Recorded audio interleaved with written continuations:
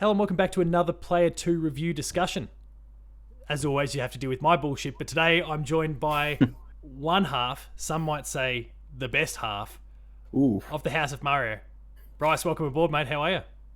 good man. How are you? How are you? Yeah, Good really to see you, well. man. Um, Hopefully Drew's not watching and he doesn't crack the shits at me for that, but I stand by my comments and fight me, Drew. If you've got the guts to come into my burning state that could give you COVID 15 times before you escape it. I dare That's you. very true. Yeah, yeah. Got to be really careful these days. Jesus. Exactly. Mm. You guys living it up over there in South Australia, and We're nice and squeaky clean over here, mate. fingers crossed, hopefully that lasts until you get your vaccination rates up to where it needs to be. But that's far too Mm. serious. Today, for anyone who's listening on podcast services, you may not necessarily know. If you're watching the video version, it should be crystal clear at this point. We're talking about Metroid Dread. Because you, as I suggest, for anyone who's not familiar with you and your work in the past, the House of Mario. So, just says a little bit about your interest in the nature of the show. We're talking Nintendo a lot, so I thought you'd be a fantastic choice for this episode. Before we dive into some of the nitty gritty, Bryce, give me some of your kind of surface level thoughts on Metroid Dread and what you thought. It's easily been the most interested I've been in a Metroid game within the 2D spectrum of the series. Yeah, okay. Which that says a lot, but I think like a lot of it comes down to like its fluidity and just how smooth it feels as a game. Obviously, going back to older Metroids, it all feels a little bit dated, and it's quite obvious that like between what was it, 19 years worth of time or something that this has sort of been. It's been a long time, so it is like obviously these advancements should be made with the game, right? Like you would think so, but they are like the perfect advancements for the series in general. Personally, yeah. No, I'm really happy with it. Like I've probably played more 2D Metroid than I have the Prime titles. Still enjoyed a bit of both over the journey, and certainly I want to right the ship when it comes to some of the primes before Prime 4 comes out in 2030 or some shit. But but I love Dread, and I mean, people have already heard me on the Player 2 platforms already bang on about it a little bit. I've got the review there. I've got Player 2 plays. I think I've discussed it on Patched already as well. But this is certainly where I want to gush about it the most, because the game is exceptional. It is, yeah. Like there's tiny little nitpicks, and we'll get to those, I'm sure, but like on a totally surface level, the game is incredible. We've waited a long time for this. We've obviously heard about Dread itself for a long time. The teasers within the Prime titles, not to mention you'd hear little bits and pieces and you'd get updates and it seems like it's close, and then all of a sudden it's scrapped and back to square one and all those sorts of things that wasn't going to be any good for the DS. I think the original story was like yes, the DS basically wasn't capable of running or achieving the dream that they had for the game. So I'm glad to see that it finally actually happened. I think most people had given up. I assume had you given up? Like, do you think we're ever going to see a Dread? Well, the thing is like especially with 2D Metroid, I just didn't know how it was sort of going to fit in today's landscape of, I guess, shooters in general. Like obviously it's a bit different comparing Prime to 2D Metroid, but I feel like even when we were teenagers, like sort of at that point, like everything had just shifted over to like first person shooter for anything that involved a gun. Halo had changed everything. Yeah, that's exactly right. So, like, with the 2D Metroid and the fact that Prime existed, like, it sort of just felt like that was just a natural progression point for the series, regardless of what happened. So, with Dread being 19 years in the past of conception, it is sort of amazing that it is here in 2021, honestly. Yeah, I mean, it's probably been... I never quite ruled it out, especially as Metroidvania started to really come back again. Obviously, we've seen the likes of Hollow Knight and those sort of titles over the journey.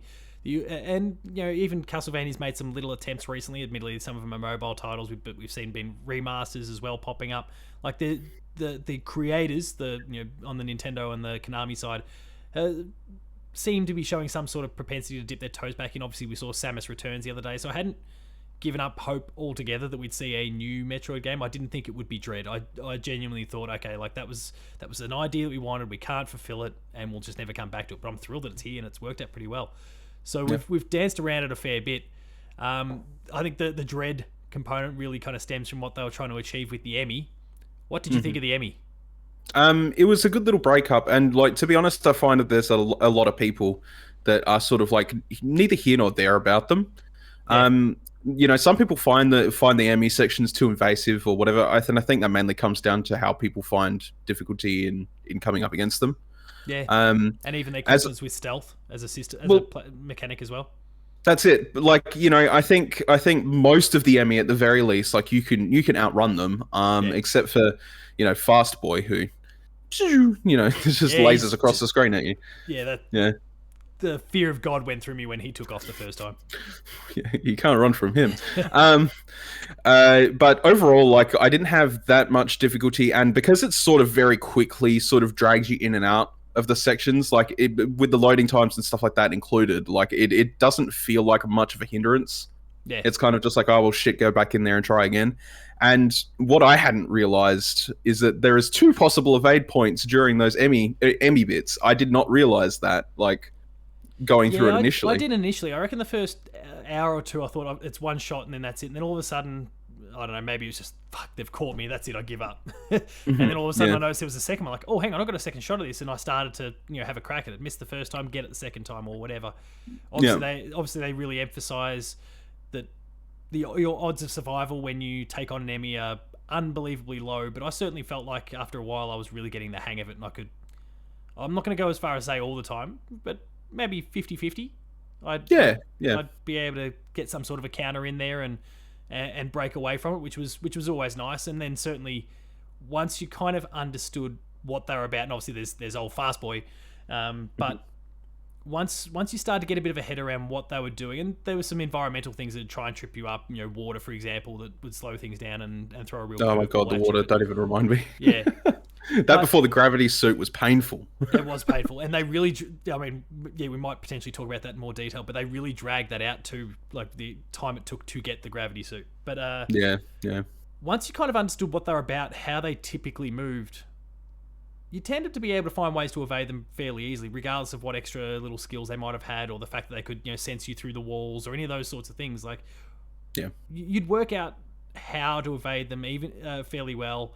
And even in areas that you're unfamiliar with, you might have got yourself into a corner. You usually could find a way to get yourself out of that pinch. Lure it one way and then quickly shoot yourself up here to this sticky substance on the roof that get there, swing across, jump, and then you've gotten behind it and you run off again.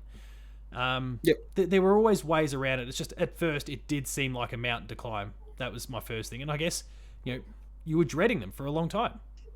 Well, that's right, yeah. And I mean, like, the thing is as well is the ability to hold on to that invisibility with the cloak as well. Oh yeah. I think that was like a very important thing to utilize that a lot of people didn't really want to, because when it started chewing into health, like, you start to panic. You're like, oh crap. Yeah. And I mean, that's kind of the main point of it, right? Is that it's meant to feel like, Jesus, I'm going to make a sacrifice here that's probably going to take a risk. Yeah. But if you could pull it off, like, it was 100% beneficial to you, because getting that cloak off, and then you could use the grapple hook to swing to a wall or whatever, and sort of get out of the line of sight. It would ultimately save you. It might chunk a bit of your health, but at least you're out of the way of something that can kill you in one hit. Like, that is it. I didn't use it as much as I probably should have to that point in that particular circumstance. I didn't use it as much as I should have. I think I mostly just backed myself in to outrun you rather than and evade you rather than necessarily hide. But seeing little bits and pieces on YouTube afterwards, like, oh, there's a little hole there that you could just with a missile blast that one. Okay, and then I could hide in that, or like there were opportunities that I could have taken that I didn't because of just how I responded to the fear and the dread was clearly a flight thing rather than take a bit of apply a bit of composure and find a way to exploit the situation. So I guess everyone has their own tactics, and that is the beauty of them, is it still works regardless of which way you decide to approach it. There's inherent risks to both, and that's, I think, good for every kind of player. Yeah, absolutely. What about the more standard moment-to-moment stuff? So outside of the Emmy things and the standard Metroidvania, quote-unquote standard, the standard Metroidvania fare, navigating the world and Samus's toolkit that she's got, you happy with the way they doled everything out, what they made available to you at the pace, and how that all kind of connected? Yeah, I think so. I feel like the basic tools that Samus has, so stuff like obviously your missiles and your charge beam and stuff like that, I think functionally It all did a bit better of a job as it did in previous titles. Obviously, I feel like there's a lot more missile tanks in this game to start off with, like that are easily accessible, which is obviously a huge thing, right? With it saying even at the start of the game, it's the second tutorial you encounter. It's, you know, fire missiles or fire at the walls, you know, everywhere. You never know what you're going to find. So like the moment to moment, you're pretty much always finding something if you're just firing. And like missiles aren't exactly hard to come by to restock either. I've like countering enemies and stuff like that just to get health and missiles back was just sort of one of those things. You would walk into a room, counter an enemy, get your missiles back, shoot around the room, and then sort of just keep moving on and doing that. And I think like at the start, it definitely felt like, damn it, like I could see a missile tank there. I don't know how the hell to get it, and like, you know, you're gonna have to go back there later. But I think once you've sort of mapped that out and you start picking up abilities and stuff like that, and that map becomes like more open to you in general. Oh yeah, yeah, it definitely just makes the experience feel 100% better. Which I mean, it is perfect for a Metroid game when you think about it, because generally they are short experiences, elongated by the gating of their mechanics. Yeah, yeah, I'd agree. And I mean, I found they did a really good job in terms of that world design and how everything connected up, because like it's pretty. There's still a lot of tanks out there. As much as they throw a fair few of them at you early to kind of get you going, there's still a lot out there to find. And we were talking just before the recording about our completion rates, and I think I finished the game with about 36% completion. Like I really didn't get a lot of what was there. I mean, ultimately just a smidge over a third of what was available in the game, and that obviously includes missile tanks as well. But the thing that I was really impressed by was that as I was finding myself just through the actual progression of the game and the story and what I needed to do to progress there, it was doing a great job of forcing you back into areas that you'd already been to. And so maybe that tank that you'd seen before and you'd gone, oh, I'll get to that later, it actually forced you to get at least fairly close to that. You'd see it again, you're like, oh, but now I can do that. So you weren't having to totally rack your brain. There certainly are a few that they can't force you to go back through every region you've been through before. That's kind of bad design, and the reuse of assets like that is going to frustrate players. But there was enough of those sections they put you back through, like, oh, hang on, that one. Now I can swing over to that because I can use my grapple or morph ball or whatever the case happens to be. They gave you just enough that I guess ensured that when you got to the very end, you had at least enough to do the job. Admittedly, it was still, admittedly, the end, I don't know about you, and we'll probably get to that, the final boss encounter, still wasn't easy, regardless. No. But they ensured you had enough to get through, especially once you worked out how to beat it. It actually wasn't too bad. But yeah. So on top of your completion percentage, what was your time? 9.5. 9.5. 9.5 hours. So I know I absolutely played more, like longer than that. It's I guess deaths and those sort of things. They've not counted time or whatever the case happens to be. So it's certainly not a true 9.5. But yeah. It doesn't count things like menu opens and stuff like that as well. It is sort of what it is. Mine was 8.5. Yeah. Well, that's right. Mine was 8.5 at about in the 40%. Look at No, I just shot a lot of things. The thing is like there was a lot of things that I found that I could cheese earlier on too, like just by figuring out little technical things. Like there was a few super bombs, for example, super bomb tanks, or I suppose is probably the best thing to call them, that you could get on within like the first 30 minutes of the game. Yeah. Just by using your phase dash like really appropriately. I think you're 100% right about, with the way it handles backtracking and the way it sort of points you towards those little things. I think like it does it brilliantly as well. Brilliantly. But the other thing that I do appreciate is that there is those little mechanical prowess sort of puzzles that utilize stuff like shine sparking like really, really, really, really well. Having to really sort of set yourself up for, I guess, almost a speedrunner mindset in like being perfect in your execution. But it does actually sort of not only give you sort of the better rewards like 10 plus missile tanks or full energy tanks and stuff like that, but it also prepares you for later on for tighter jump control and stuff like that as well, which is great. That is something that you really need to be aware of in Metroid, because it's going to kick your butt for a little while, obviously, when you start. Yeah, and again, like cycling back to that final boss, like it forces your hand in a few instances. A few moves that it uses specifically require some pretty precision jumping or whatever the case happens to be to evade certain attacks, or I guess maybe some variance depending on your strategy, of course. But like they are upskilling you smartly along the way, and the bar is kind of low early, but it just gradually builds and builds and builds to ensure that you're at a point that you're good to go when it counts. Yeah, that's exactly right. Yeah, and I mean, like that is sort of the beauty of it, and I think it does it extremely well. Probably better than most Metroid games I've played. Yeah. It does definitely do a lot of self-teaching throughout the journey, which is 100% what it needs to do, especially for a Metroid in 2021, where again, 19 years ago was the last game, and a lot of people coming into the series now. I feel like there's a lot more people coming into the series now thanks to Smash Bros, if anything, for obvious reasons, with Samus being like, whatever. But outside of that also is like with Samus Returns being on the dead end life of the 3DS, not many people picked that up, Which is obviously a shame because it was brilliant. Yeah, that's right. Yeah, and one of the weaker games in the franchise, and they did a really good job of remaking it. Yeah, that's right. And I mean, there was a whole fiasco of them, pulling down A2MR and all that. Yeah, AM2R. Yeah, I remember that story because I think I was all across that at the time. Yeah. But there's sort of that disconjoint. Like we're sort of in the middle of the Switch's life. It is the next big game and push forward for a series like on the ends of stuff like Breath of the Wild or Odyssey, for example. So.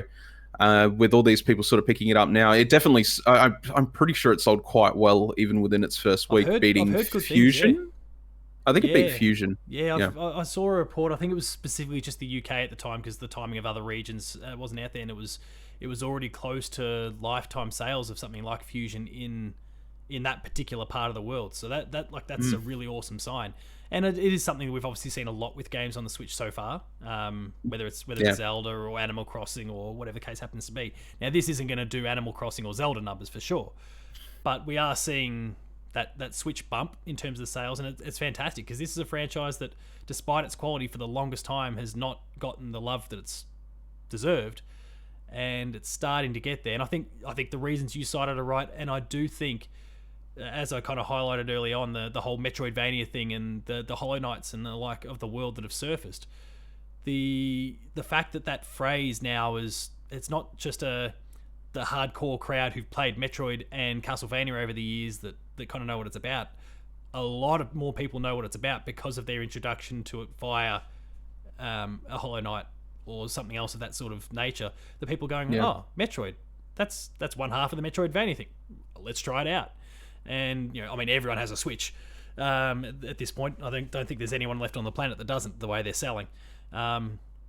So it only bodes really well, and this could be the one that's the breakout. You pair that hopefully with Prime 4 whenever it comes out, and things could be looking really, really good for the franchise in terms of just recognition going forward. And when you get some excellent titles like this, I'm stoked. Like, I can't wait to see what.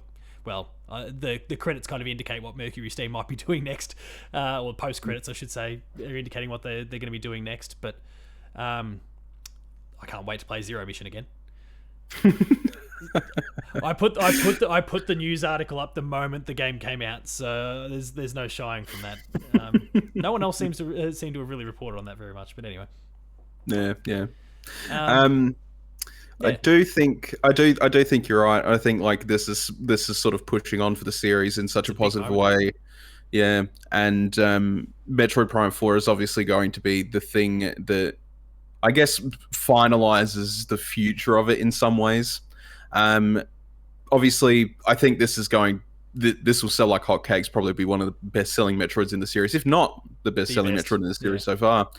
But with Metroid Prime 4 happening as well, like we talk a lot about it on the House of Mario, but it has the potential to become Nintendo's first-person shooter, right?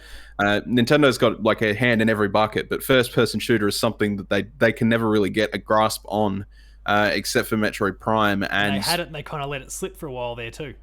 That's right, yeah, and like they went off and did Donkey Kong, and they were excellent titles, but there was an opportunity to build on that, and they didn't.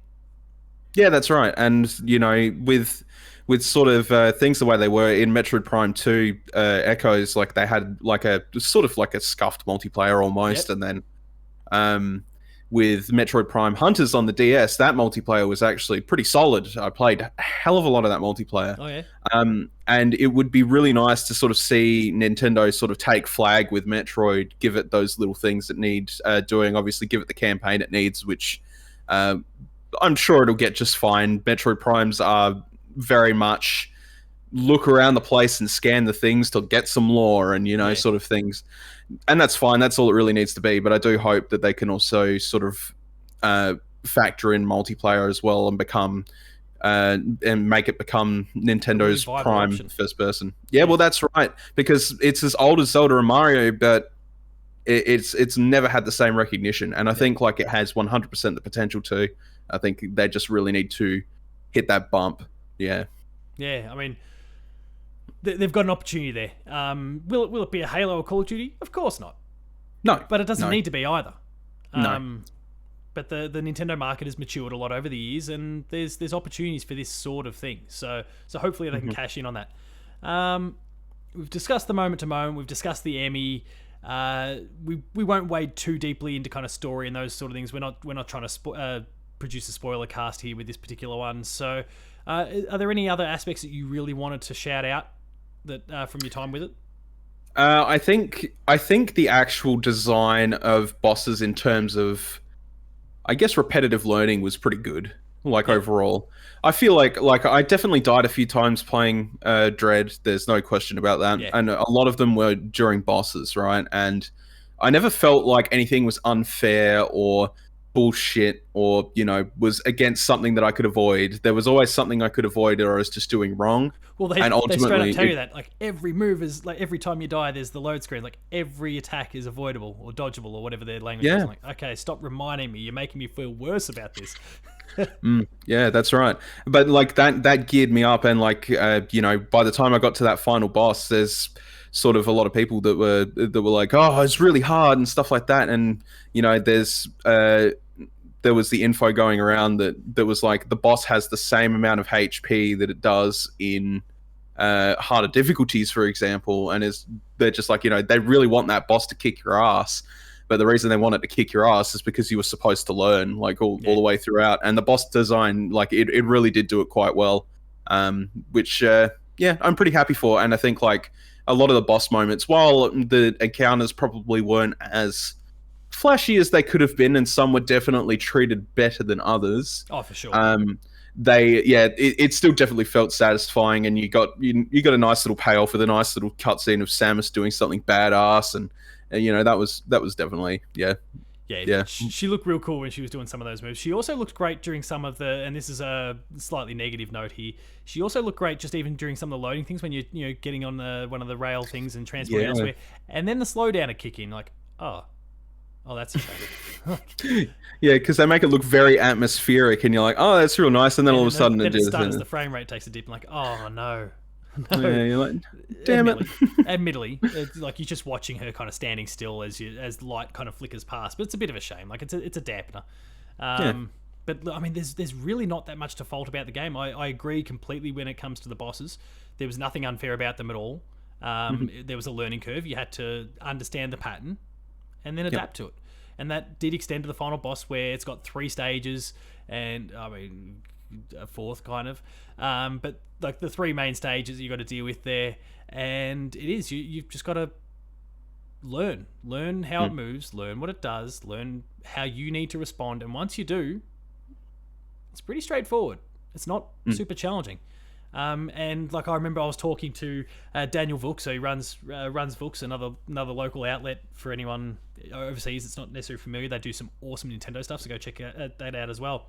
But we were chatting. We both had early access review code, and we're kind of step by step. Like he time zones. He's on the other side of Australia, so sometimes he'd get a few hours ahead of me, and then my night time would kick in, and I'd catch up, and then I'd push on ahead, and we'd be back and forth. But he had I don't want to get it incorrect, but I think there was like a broken bone or something in his hand going into it. So he was labouring a little bit with some of these more intense encounters towards the end, and so I started powering on ahead and getting to the point where I had the final boss there, and he just realised, like, I don't think I'm going to be able to do this. Like, so he was living vicariously through me at this point, and we're bouncing back and forth in Twitter DMs. Like, okay, I've worked out how to do the first phase. Now I've just got to execute. Great, did it. And, like half an hour later, when I finally actually managed to execute consistently on what I was trying to do, shit, there's another phase. Let's go again. Finally get my head around that, but it was like bit by bit. And like, if I was to, I should just scroll back through that conversation at some point now, and like I just see over the course of a few hours, because I died a lot. Like most bosses, I handled okay. That last one, it just took me a long time, not because I couldn't work it out. I just couldn't execute consistently. But just looking back through it, like, okay, okay, I've worked it out. Damn, another one. Barrier, got it. Okay, and then eventually, like that, when you're getting to that third phase and you're trying to get through, you're knocking through the first and the second really easily. Yeah, it shows that it's designed really well. It's just like, learn how to do it. You counter, you'll evade, you'll whatever it is, it works. It works a treat. And so eventually it's just a matter of a little bit of luck as well. You don't want to take some cheap hits and those sort of things. But once you get there, you're good. So I think it was superbly designed, that whole section, and everything fed to that moment. It worked a treat. Without spoiling story, what do you think about it? Are you satisfied? Oh, yeah, I'm pretty satisfied. Like in terms of lore, like I said before, Metroid is, in Prime not being canon, like, that is sort of all left to lore. You get a lot of text-based stuff in most Metroid games to sort of explain where Samus is at or whatever.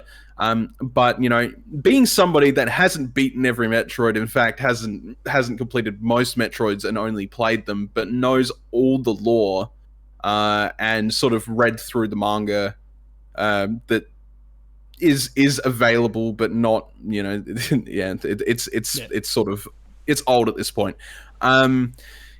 I enjoyed how it sort of come to the conclusion that it did for the game, at the very least.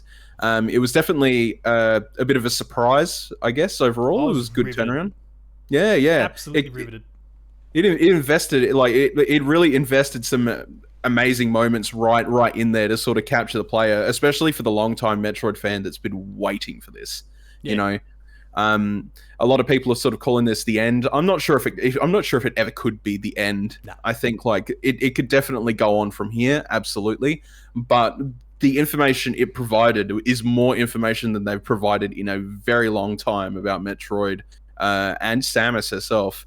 So it definitely blew me away anyway, and like all the way up until that final encounter, like I was wondering, and just getting that payoff like right at the end was super payoff. Awesome. You nailed it there. I had it in my head that I was going to talk about it afterwards. It's all payoff. That's right. Everything has led to this moment, and it paid off, and I'm so stoked about that.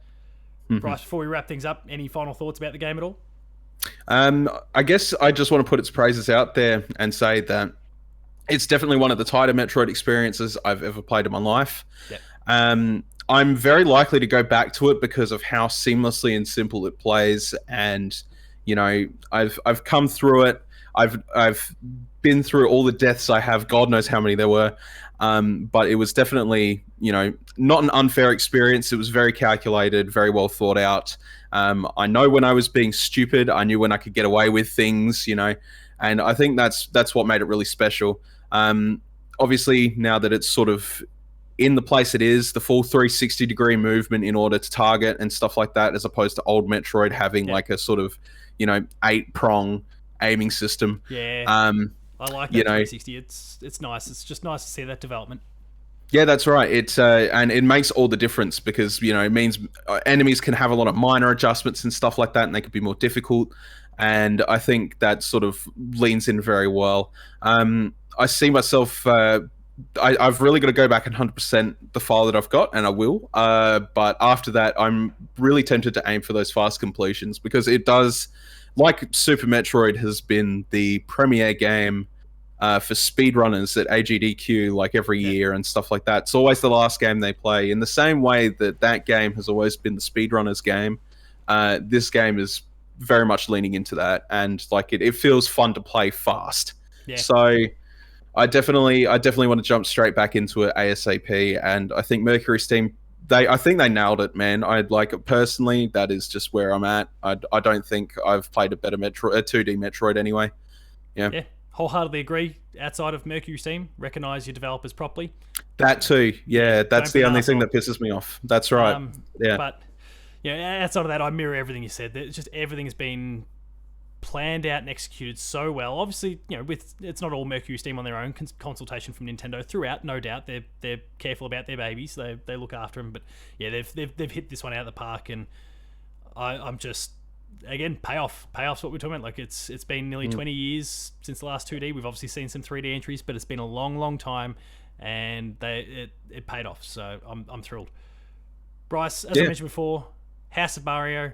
For anyone who's unfamiliar, where should people be going to catch up with the show, and obviously for yourself, social media wise? You can find us on all major podcast services under the House of Mario name. You can find us on Twitter as well, at the House of Mario. If you really want to find us on Facebook where we never post, you can find us there as well. Then apart from that, you can find me at IVRefn Plus on Twitter, which, if you want to talk more about Metroid Dread, I'm definitely more than happy to do that. Or Final Fantasy 14, lots of talk about that too. Oh, yeah, lots about Final Fantasy 14. If you need any help getting into that game, I've been playing that for 8 years, so come on board. The water's fine. Yeah, I'll be there soon enough. Good. Paul James Games for me as well. The website is player2au. Thank you, Bryce, again so much for coming along and joining me in this conversation. Metroid Dread is, I think, for both of us, certainly one of our top games of the year. I think I could probably speak for you there. I am so happy with how this has worked out, and thank you to Nintendo for providing a copy of the game. In our case, for access there, I'm stoked to be able to play it. So, thanks for having me on, man. I've really appreciated the chat about it, especially since we got a while before we talk about ours, because Drew's going to get through it. Yeah, and he's as we said, like, you're the better half. He's no good at games, so it's going to take him a while. He'll love that comment. Yeah.